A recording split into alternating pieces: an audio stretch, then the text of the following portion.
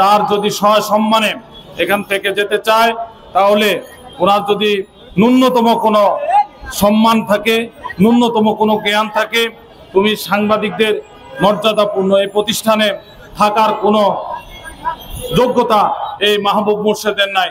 মাহবুব মোর্শেদ বাংলাদেশের কোথাও সাংবাদিকতা করেছেন বা কোনো পর্যায়ে কোনো অবস্থা করেছেন আমরা জানি না। আমরা দীর্ঘদিন থেকে সাংবাদিকতা পেশার সাথে যুক্ত, কিন্তু এই মাহবুব মোর্শেদের মতো আনকোয়া একটা অপদার্থ লোককে এখানে একটি রাষ্ট্রের গুরুত্বপূর্ণ পদে বসিয়ে আমাদের যেই লজ্জায় ফেলে দিয়েছে, আমরা অনতি বিলম্বে এই স্বৈরাচারের দোসর বিভিন্ন সময়ে এই মাহবুব মোর্শেদ শেখ হাসিনার বিভিন্ন গুণ কীর্তন করেছেন। আপনারা তার ফেসবুক পেজে গেলে দেখবেন 5 আগস্টের আগের তার কোনো পোস্ট নেই। এর কারণ হচ্ছে এই 5 আগস্টের আগে উনি স্বৈরাচারের দোসর ছিলেন। শেখ হাসিনার পদ্মা সেতু উন্নয়ন উনি শুভেচ্ছা জানিয়েছেন।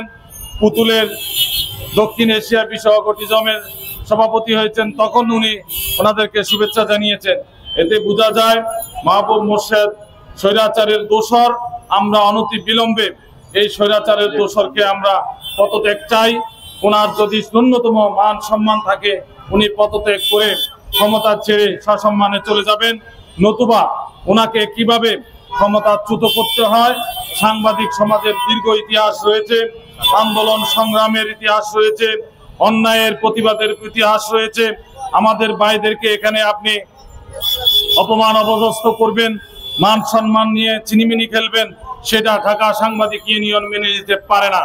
সংগ্রামী সাথী ও বন্ধুগণ, আপনারা জানেন ওনার ইচ্ছা হলে একজনকে প্রমোশন দিচ্ছে সকালে, বিকালবেলা একজনকে ডিমোশন দিচ্ছে। এইভাবে তো একটি রাষ্ট্রীয় প্রতিষ্ঠান চলতে পারে না। এখানে উনি ছেলে খেলা করছেন। এখানে উনি রাষ্ট্রীয় প্রতিষ্ঠানে থেকে আমরা এখানে একটি বিক্ষোভ মিছিল করেছি নিয়মতান্ত্রিকভাবে। সেখানে এই স্বৈরাচারের দোসর মাহবুব মোর্শেদ বলেছে এখানে নাকি জামাত এখানে বিক্ষোভ সমাবেশ করেছে। আপনি তো ঢাকা সাংবাদিক ইউনিয়ন সম্পর্কে আপনার কোনো ধারণা নাই। ঢাকা সাংবাদিক ইউনিয়ন কি জিনিস আপনার সেই ধারণা নাই, থাকার কারণে আপনি এই ধরনের আবল তাবল বলছেন। আপনার বাপ দাদার 14 গোষ্ঠীর মধ্যেও এরকম প্রতিষ্ঠানের এমডি হয়েছে কেউ নাই, আমার মনে হয় না নাই। কারণ আপনি এর ভার বইতে পারছেন না। আপনি বাংলাদেশের মতো একটি প্রতিষ্ঠানের প্রধান হয়েছেন, আপনি সহ্য করতে পারছেন না। আপনি একটা যে পর্যায়ে